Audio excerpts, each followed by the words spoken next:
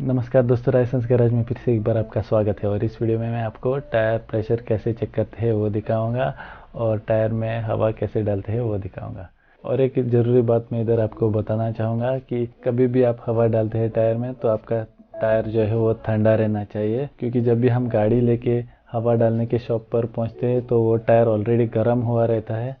और जब भी आप हवा डालेंगे तो हवा ज़्यादा होगा, क्योंकि आपका टायर जो है वो एक्सपांड हुआ रहता है। करेक्ट टायर प्रेशर होना ज़रूरी है, क्योंकि इससे आपकी गाड़ी की माइलेज बढ़ती है। तो आपको करेक्ट टायर प्रेशर रखना है। तो इसके लिए आप क्या कर सकते हैं, अब यह मार्केट में छोटे छोटे कंप्रेसर मिलते हैं हवा डालने के, तो वो आप एक अपने गाड़ी में रख सकते हैं।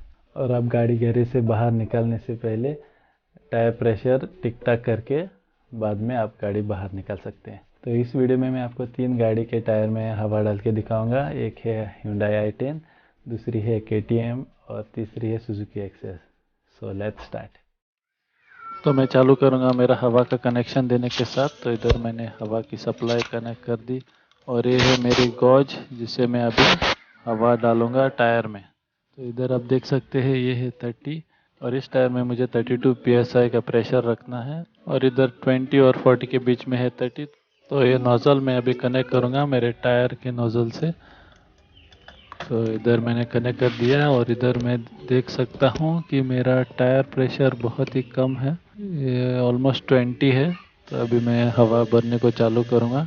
तो ऐसे बीच बीच में आपको ट्रिगर छोड़ के हवा चेक करना पड़ेगा कितना भरा है। हो सिर्फ डायरेक्ट प्रेस करके भरते ही मत जाइए और टायर फूट जाएगा। ऐसे अगर आपका हवा का प्रेशर ठीक ठाक है तो आपकी माइलेज बढ़ जाएगी। तो इधर मेरा ऑलरेडी 32 हो गया है, तो मैं अभी इसका कनेक्शन छोड़ दूंगा।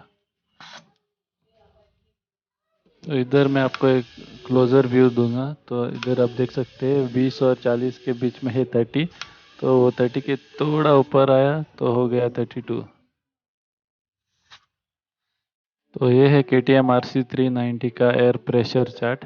तो इसके हिसाब से आपको हवा भरना है। तो पीछे के टायर को आपको, अगर डबल सीट आप ज़्यादा घूमते हैं तो आपको 32 psi प्रेशर रखना पड़ेगा। अगर सिर्फ सिंगल सीट आप ज़्यादा यूज़ करते हैं तो 28.5 psi आपको रखना है। तो मैं ज़्यादा से ज़्यादा सिंगल सीट ही यूज़ करता हूँ, तो मैं रखूँगा 28.5 psi। वो मेरे लिए काफ़ी है, डबल सीट में उतना जाता नहीं हूँ। तो इधर मैं रखूँगा 28.5 psi।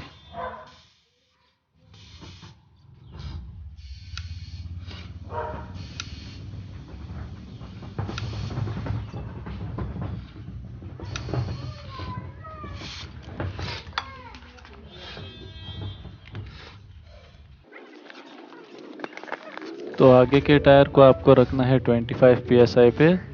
तो सेम वैसे ही आपको पहले नोज़ल कनेक्ट करना होगा और ये नोज़ल कनेक्ट करते ही आपको आपके गॉज पे आपको मालूम पड़ेगा इसमें कितना प्रेशर है। वो ध्यान रखिए, ये नोज़ल आपका ठीक से नहीं कनेक्ट हुआ तो ये आपको गलत रीडिंग दिखाएगा। तो इसको पहले ठीक से कनेक्ट कीजिए।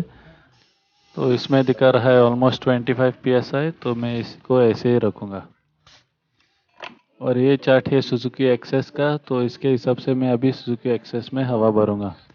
अभी एक्सेस के फ्रंट टायर को, अगर आप डबल सीट या सिंगल सीट कुछ भी चलाए, इसको सिर्फ 18 psi पे आपको रखना है। तो इस टायर को मैं 18 psi पे रखूँगा। ये मेरा टायर थोड़ा पुराना है इसलिए मेरा नोज़ल ठीक से नहीं बैठ रहा है।